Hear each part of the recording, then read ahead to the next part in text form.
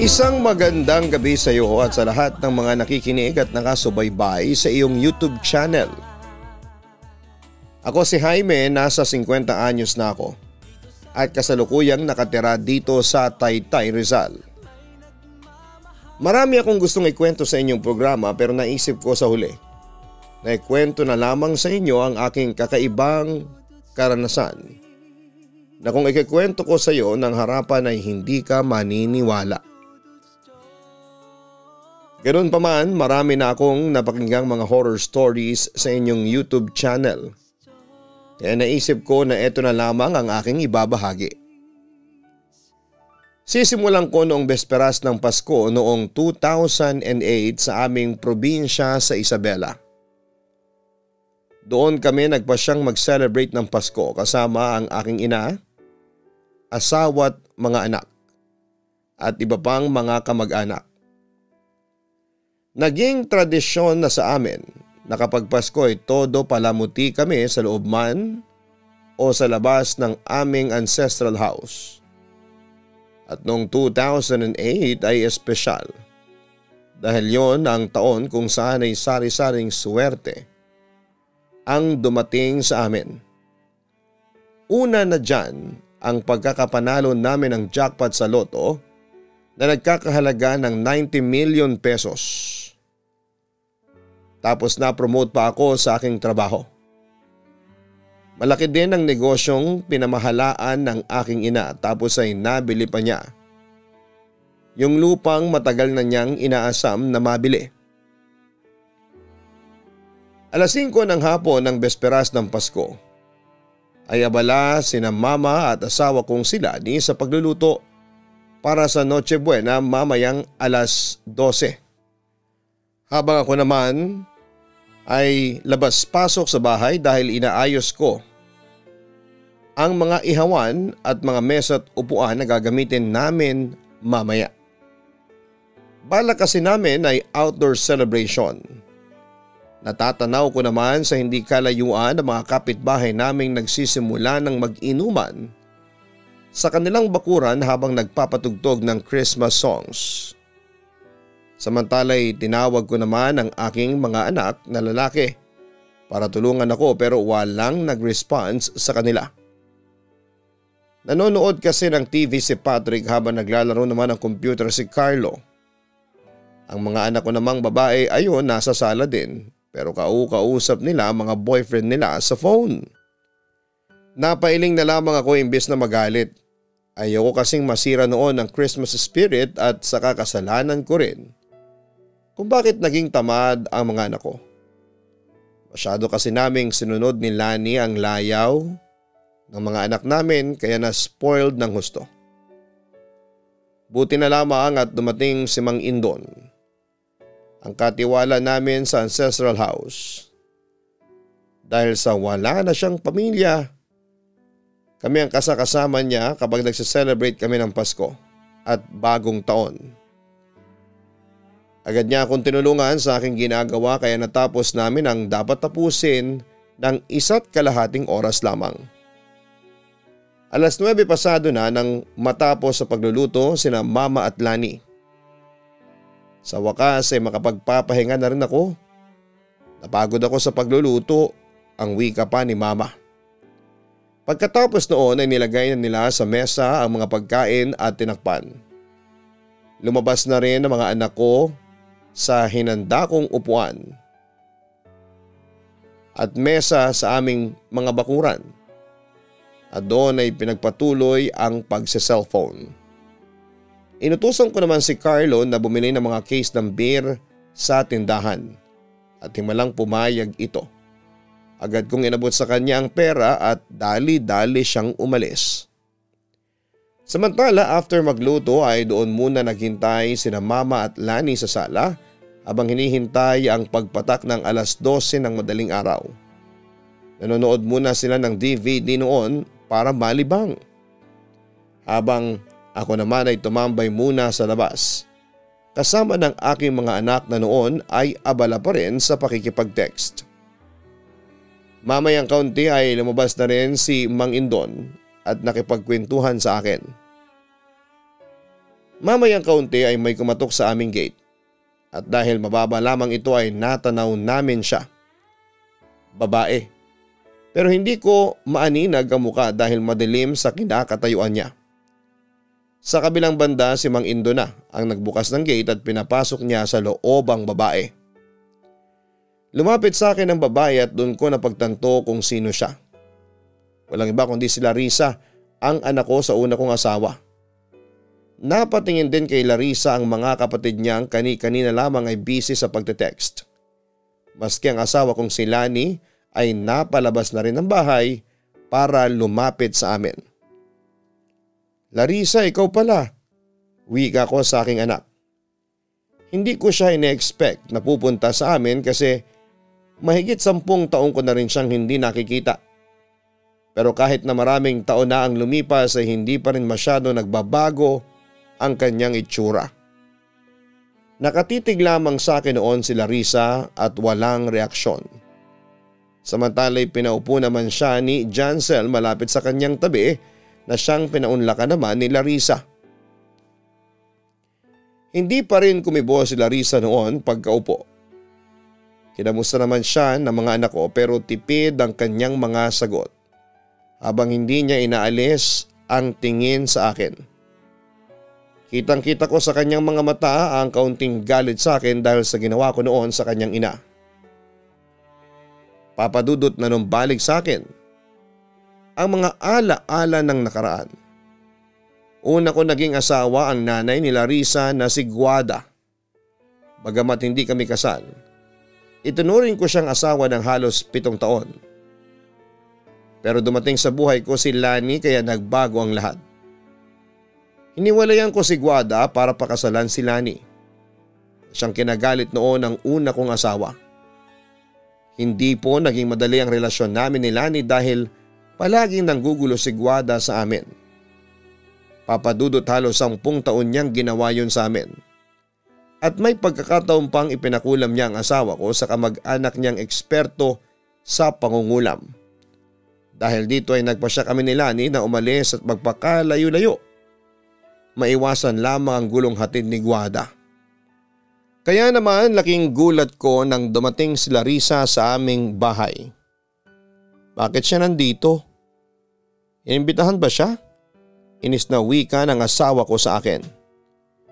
Hindi rin masaya mga anak kong sina Patrick at Mika na makita ang kanilang ate.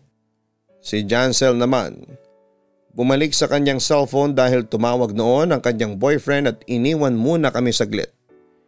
Pinaupo ko naman si Larissa at binigyan ng makakain. Nakita niyang gutom na gutom ang anak. Pasensya na ha, nagugutom talaga ako. Pagsasalita ni Larissa habang kumakain. Patay gutom, mahinang sinabi ni Mika. Buti na lamang at hindi yon pinansin ni Larissa. Ayos lang anak, kumain ka lang, ang sabi ko sa aking panganay. Sa totoo lang ay hindi gusto ng asawa kong si Lani si Larissa at gusto na niyang paalisin ang anak kong ito kay Guada. Pero pinigilan siya ng aking ina. Dito ba siya magpapasko? Tanong ni Lani sa akin. Oo, mabilis na sagot ni Larissa sa aking asawa. No way, padabog na sinabi naman ni Mika. Ayos lang para may tagahugas tayo ng pinggan at magligpit ng mga kinainan natin. Sarkastikong singit ni Patrick. Hoy babae, magkano ba ang gusto mo? Doon ka na lang matulog sa iba. Inis na pinagsabihan ni Lani si Larissa. Teka lang, uminahon nga muna kayo. Ngayon ko lang ulit makakasama ang anak ko. Palag ko sa aking pamilya. Pagkatapos ay tumingin ako kay Lani.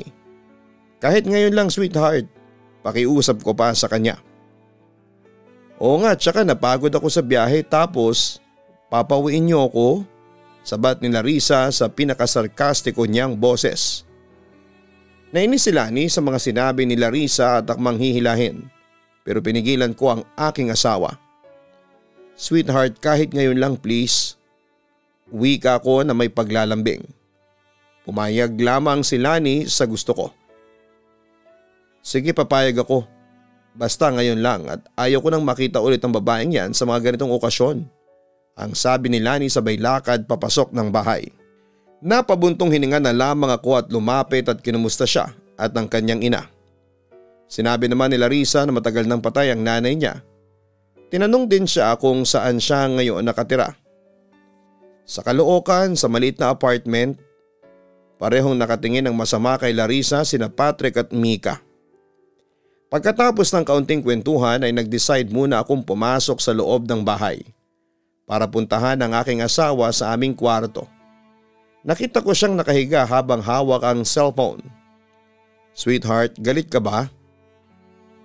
Wika ko kay Lani. "Mamayang 12:00 na ako lalabas para hindi makita ang mukha ng babaeng yon at para naman makapag-bonding kayo mag-ama. Yan naman ang gusto mo, hindi ba?" May pagtatampong sagot niya sa akin. "Sweetheart, huwag ka nang magalit. Ngayon lang naman eh." Paglalambing ko sa aking asawa pero hindi niya ako pinansin. At sa halip ay bumangon siya at inayos ang DVD player at nanood ng pirated copy ng isang Korean drama na kung hindi ako nagkakamali ay may pinamagatang Princess Hours. Kaya nag-decide na akong buwaba para lumabas pero nagulat ako nang makita ko nakatayo si Larissa sa dining table habang tinitignan ang mga handa naming ulam. "Ang dami niyo namang handa pa?" Seryosong wika ni Larissa sa akin. "Kami ni Mama, hindi namin to naranasan. Tinapay at keso lang ang handa namin pero madalas tinutulugan lang namin ang Noche Buena," dagdag pa niya. Nakaramdam naman ako ng matinding guilt sa mga sinabing yon ng anak ko. Gusto ko siyang yakapin para aluin pero hindi ko magawa dahil malayo ang loob niya sa akin. Samantala ay dumating na si Carlo sakay ng isang tricycle at doon ay nilabas ang 4 na case ng beer. Nagulat si Larissa at nagtanong sa akin, "Pauubusin yung lahat ng case na yan?" Hindi naman ako agad nakasagot kaya si Mika na ang nagsalita. "Kaya naming ubusin yan. Bakit, gusto mo ba? Umiinom ka ba?" Sarkastiko pa niyang sabi.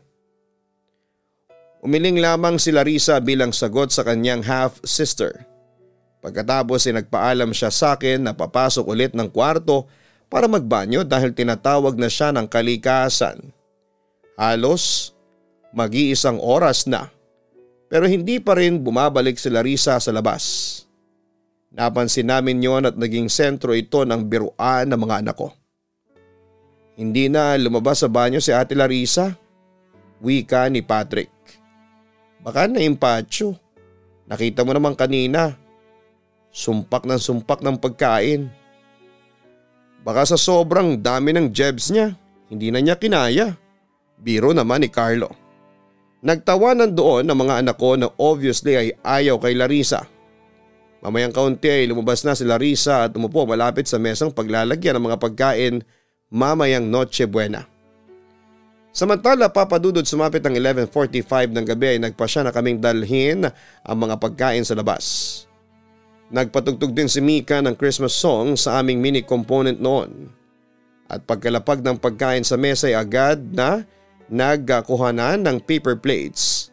Ang mga anak ko at kanya-kanya sila ng kuha ng lumpiang Shanghai, fried chicken at cordon bleu.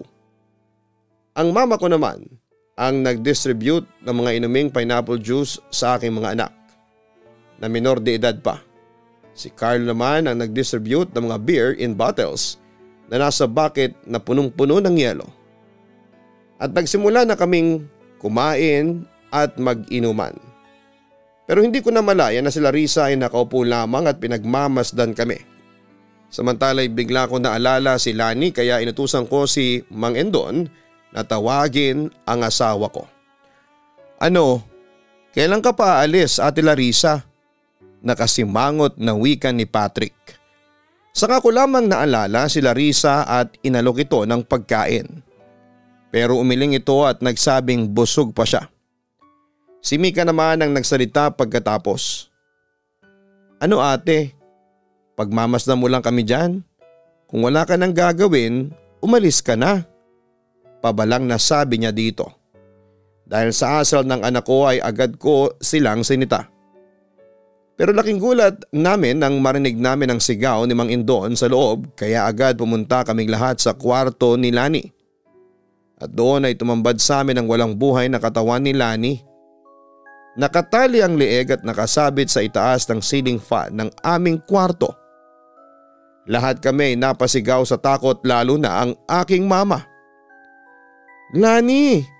Nanlulumo kong wika nang makitang nakabigti ang asawa ko. Agad namang lumapit si Mang Indon at Carlo para ibaba ang bangkay ni Lani. "Ma'am!" Naiiyak na wika ni Jancel at Mika. Pagkatapos may baba ang katawan ni Lani at maihiga sa kama, ay agad na lumapit at niyakap ng mga anak ko ang bangkay ng kanilang ina. "Sinong may gawa nito?" tanong pa ni Patrick. Pero nagulat kami nang marinig namin ang pagtawa ni Larissa, kaya pumunta kami sa sala para kumprontahin siya.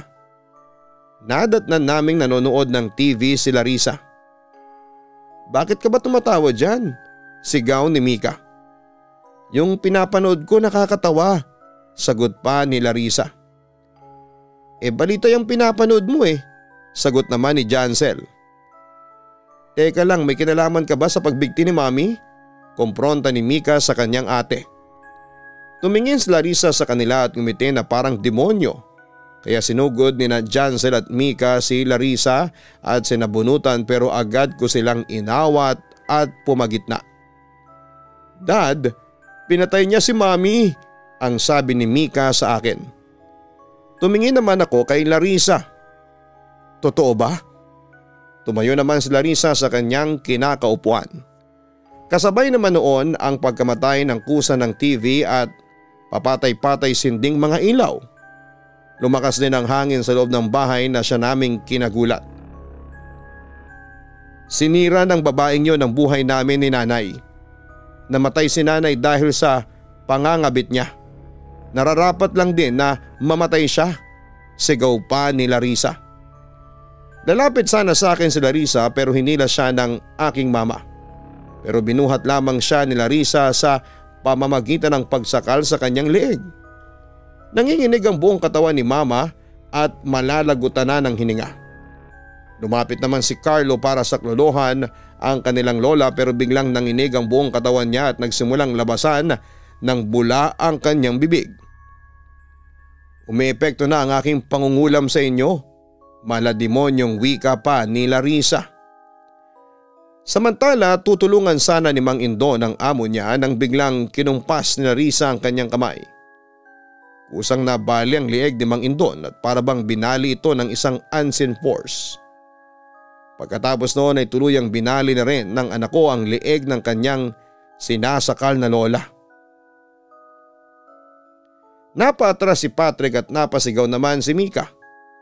Tumingin si Larissa kay Jancel at biglang nangisay ito at biglang bumula ang kanyang bibig. "Anong ginawa mo sa mga kapatid ko?" Kumpronta ni Patrick, pero maski siya ay nangisay din kinalaunan at bumula ang kanyang bibig. "Nagkamali ka ng niloko mo pa. Dahil lahi kami ng mga mangkukulam. At ayan ang ganti ko sa ginawa mong pag-aabandona sa amin." May galit na wika ni Larissa sa akin. "Larissa, tama na!" sigaw ko sa kanya.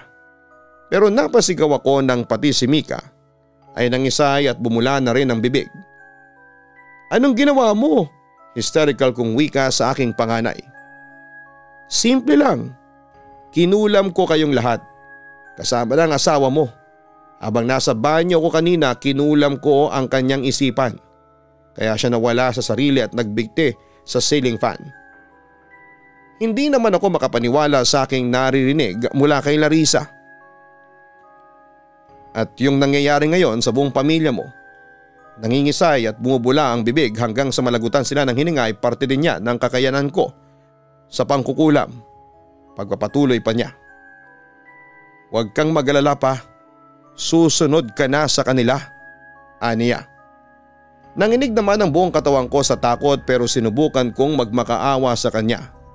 Naihinto na ang kanyang ginagawa. "Walang magiging happy ending sa story mo. Gaya ng nangyari sa amin ni Nanay," sigaw sa akin ni Larissa. Mamayang kaunti ay kinumpas ulit niya ang kanyang kamay at kusang nabali ang mga buto ko sa binti at paa. Napasigaw ako noon sa sobrang sakit. Nagbago na ang isip ko. Hindi na kita papatayin pero sisiguraduhin kong hindi ka na makakalakad habang buhay. Ang wika pa ni Larissa. Merry Christmas pa. Pagkatapos ay tumawa itong lumabas ng bahay habang ako ay namimilipit sa sakit habang nakikita kong nakahandusay sa sahig ang mga mahal ko sa buhay. Lahat ay walang mga buhay. Pagkatapos noon, Papa Dudut, ay nawala na ako ng malay. Nagising na lamang ako na nasa ospital at naroon ang mga pulis para hingan ako ng detalye sa mga nangyari. Tinuturing nilang masaker ang nangyari sa pamilya ko at namatay daw ang mga anak ko sa lason habang pagbali naman sa leeg ang kinamatay ni Mama at Mang Indon. Suicide naman ang tinuturong sanhi ng pagkamatay ni Lani. Doon ay ikinuwento ko ang lahat sa mga pulis. Ng anak kong si Larissa ang may kagagawa ng pagpatay sa aking pamilya sa araw ng besperas ng Pasko. Nailagay noon sa wanted list ang aking anak. Pero hanggang ngayon ay hindi pa rin siya nahuhuli. May nagsabi naman sa akin na namatay daw ang aking anak bago pa mamatay si Guada. Nung una ay hindi ako maniwala pero nang ipakita sa akin ng taong yon ang litrato ng lapida ni Larissa ay hindi ako makapaniwala. Nauna pa lang namatay ang anak ko kesa sa kanyang ina. Pero sino yung Larissang pumunta sa bahay namin sa besperas ng Pasko? Hindi kaya isa yung multo o demonyong nag-anyong anak ko? Tapos ay naaalala ko na mga mangkukulam pala ang kaniguada at nung nagli-live-in kami ay may naikwento sa akin siya noon na kaya raw niyang tawagin ang kaluluwa ng isang patay. Baka gumawa siya ng ritual para tawagin ang kaluluwa ni Larissa at inutusan niyang ipagiganti siya nito bago siya tuluyang mamatay. Ewan ko, Papa Dudut.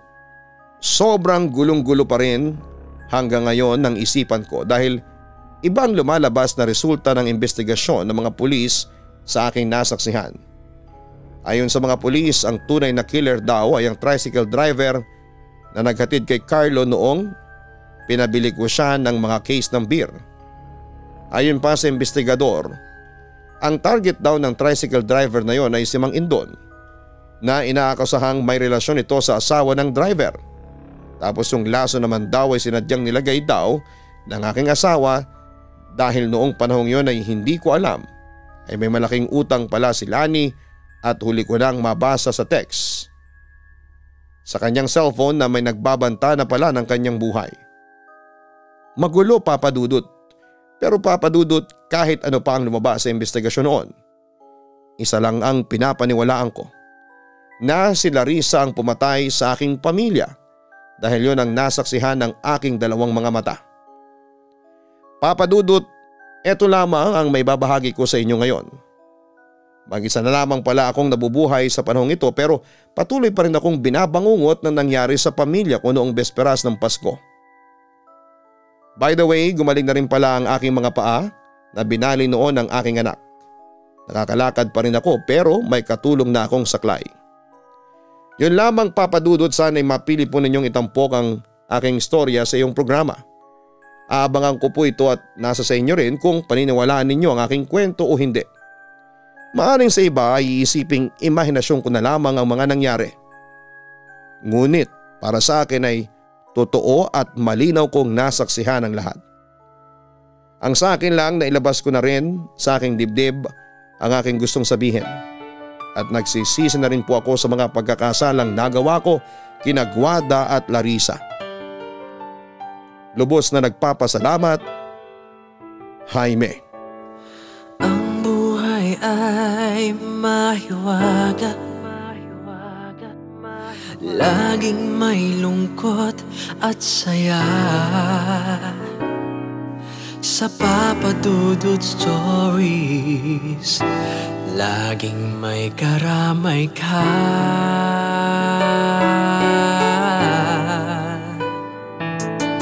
Mga problemang kay bigat, dito ay pakikinggan ka. Sa Papa Dudut Stories, kami ay iyong kasama. Dito sa Papa Dudut Stories, ikaw ay hindi nag-iisa.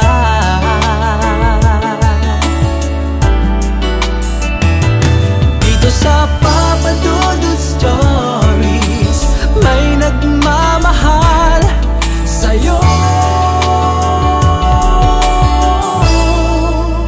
Papa Dudut Stories, Papa Dudut Stories,